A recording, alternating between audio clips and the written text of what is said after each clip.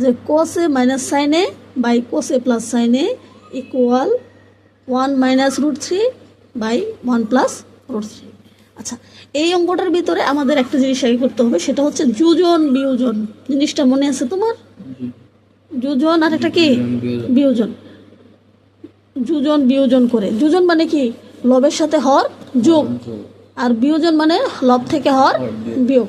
তাহলে দেখো, তাহলে এখানে আমরা কি করব, এখানে হচ্ছে লব কত আছে, লব আছে cos a মাইনাস সাইন এ, ঠিক আছে?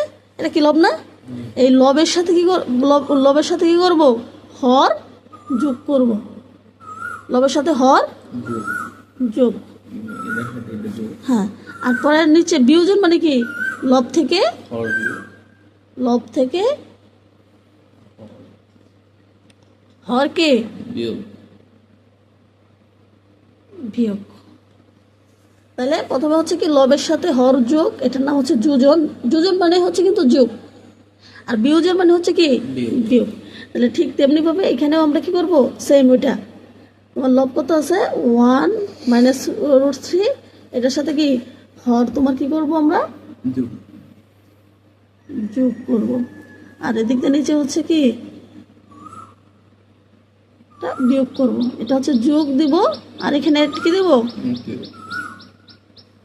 দেখো তো বুঝতে পারছো কিনা এতটুকু? আচ্ছা, এখন ধরো আমরা যেহেতু কি উঠাবো, এখানে কি বন্ধনী উঠাই দিই। প্লাস থাকলে তো কোনো চিহ্নের পরিবর্তন হয় না, কিন্তু মাইনাস থাকলে চিহ্নের পরিবর্তন হয়। তাহলে প্লাস থাকলে চিহ্নের পরিবর্তন হয় না, তাহলে কি হবে, cos a minus sine a plus cos a plus sine a, এটা কোনো চিহ্ন কোনো পরিবর্তন ঘটবে না। আর নিচে যে তোমার মাইনাস আছে,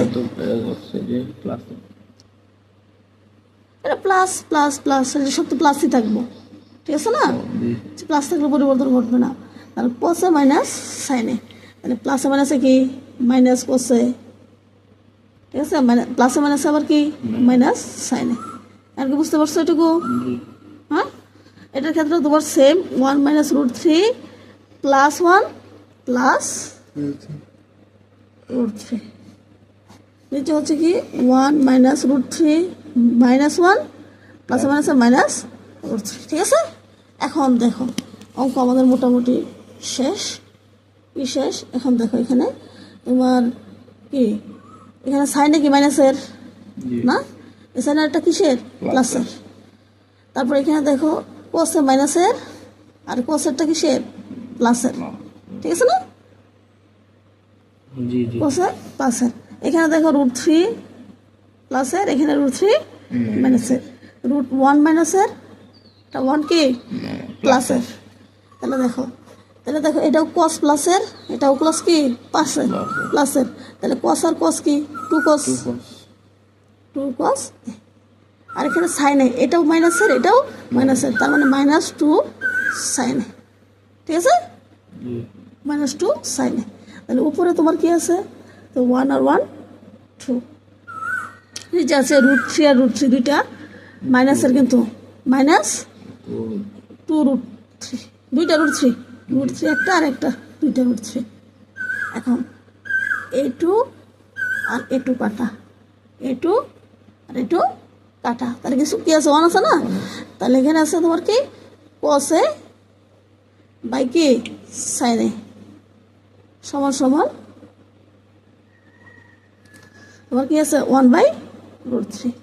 এখন দেখো এখানেও মাইনাস আছে, এখানেও মাইনাস আছে না, উভয় পাশে মাইনাস, তাহলে মাইনাসে মাইনাসে কাটা, সমস্যা নেই, মাইনাসে মাইনাসে কাটা।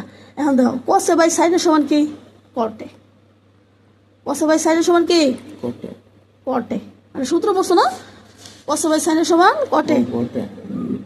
তোমার cot এর সূত্র হচ্ছে cos a বাই কি সাইন এ, এটা হচ্ছে cot এর সূত্র। হ্যাঁ, আর যদি এটা tan এর সূত্র হইলে কিন্তু এটা উল্টে দিলেই হয়ে যেত। হ্যাঁ, সাইডে বাই cos a। হ্যাঁ, বাহ। এখন দেখতে হবে তোমার cot কত ডিগ্রির মান, যেহেতু cot আছে ওই যে আগের নিয়মের অঙ্ক, cot কত ডিগ্রির মান 1 বাই রুট থ্রি, cot কত ডিগ্রির মান 1 বাই রুট থ্রি, cot 60 ডিগ্রির মান, cot কত ডিগ্রির মান 60 ডিগ্রির মান। কারণ tan 30 ডিগ্রি মানে 1/√3 না, তাহলে পুরো কোণ হচ্ছে cot 60 ডিগ্রি। তাহলে এ সমান সমান কত ডিগ্রি হবে? 60 ডিগ্রি। কটে কটে কাটা। এটা হচ্ছে আমাদের সঠিক উত্তর। তাহলে মূলত এই ক্যাটাগরির অঙ্ক থাকলে অবশ্যই আমাদের কী করতে হবে? যোজন বিয়োজন করে তোমার কি অঙ্কটুক কিন্তু তোমার মিল হয়ে যাবে।